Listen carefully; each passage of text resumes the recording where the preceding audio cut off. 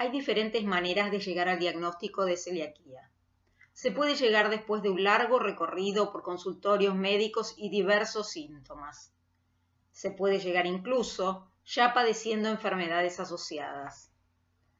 Pero también se puede llegar al diagnóstico sin conciencia de enfermedad, por una sospecha del médico o también sin síntomas aparentes por una pesquisa en parientes de celíacos en grupos de riesgo o en la población general.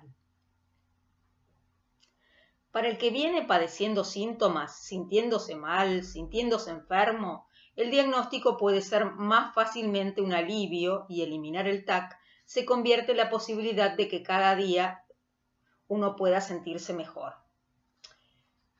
Para el que no percibe síntomas antes del diagnóstico, asumir la necesidad de eliminar el TAC de la dieta se vuelve más complejo.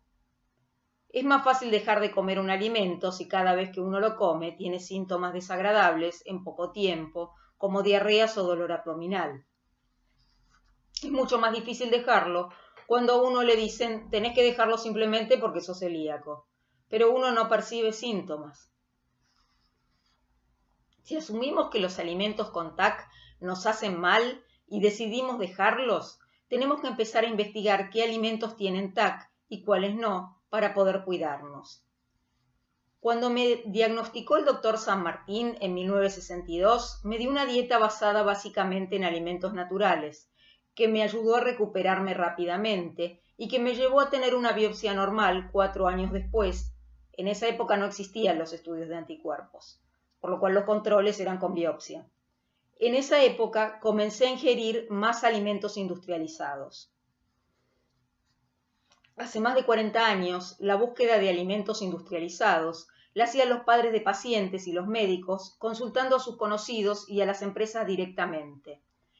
Circulaba en los consultorios de los especialistas un listado de alimentos permitidos y prohibidos, donde, por ejemplo, los quesos y las mayonesas figuraban como aptos en general.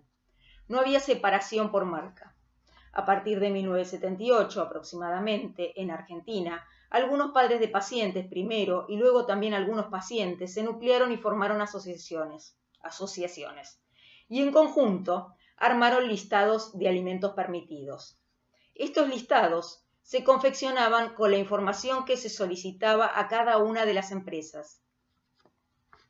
Posteriormente, hace alrededor de 30 años, empezaron a usarse métodos de detección de gluten de TAC y a analizarse los alimentos, ya que muchas veces las empresas desconocían que alguna de sus materias primas tenía gluten de TAC y además no se tomaban en cuenta los riesgos de contaminación. Una anécdota que grafica esto ocurrió en la época de transición en la que en el listado de Acela coexistían productos que informaban las empresas con productos analizados extraídos por Acela de góndolas de comercios. Mendizábal, el dueño de una importante empresa de lácteos, había informado a Acela que sus productos eran aptos. Se decidió analizar uno de ellos, el Mendicrim, por mi insistencia de que cada vez que lo consumía iba más al baño. El análisis dio que tenía gluten de TAC. Mendizábal pidió analizar todos sus productos y encontró que todos los que se hacían con leche en polvo tenían gluten. En ese momento nos dimos cuenta que no podíamos confiar en las empresas y Acela empezó a analizar todos los productos que ponía en sus listados. Desde ese momento hasta el día de hoy avanzamos mucho. Hace más de 10 años que por internet tenemos un buscador de alimentos inscriptos en el ANMAT como libres de gluten sin TAC. Hace más de 5 años que tenemos un logo oficial que deben tener esos alimentos. Cada vez hay más medicamentos con logo y cada vez hay más medicamentos inscriptos en el Vademecum del ANMAT. Existen otros logos diferentes al oficial y listados diferentes del ANMAT, que nos pueden confundir a la hora de seleccionar un producto. Es importante conocer su procedencia y tener en claro que no tiene aval legal de garantía de ser seguros en Argentina, si no están inscritos en el ANMAT.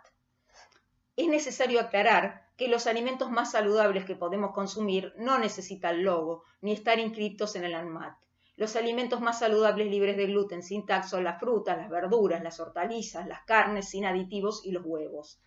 También las legumbres, los frutos secos y las semillas que no conviene comprar a granel y que si no están encriptas, mejor controlarlas y lavarlas.